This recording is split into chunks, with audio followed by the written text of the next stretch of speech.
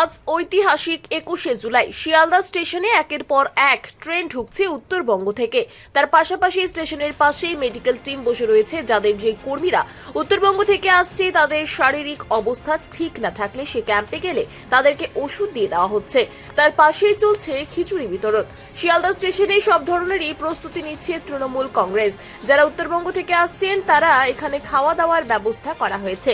তার পাশাপাশি রেস্ট রুমও রাখা হয়েছে। তারা ফ্রেশ হয়ে 21শে জুলাইয়ের মঞ্চের দিকে রওনা দেবেন। তৃণমূল কর্মীরা সেই মঞ্চ থেকে মুখ্যমন্ত্রী কি নির্দেশ দেবেন সেই শোনার জন্য আগ্রহ হয়ে আছেন।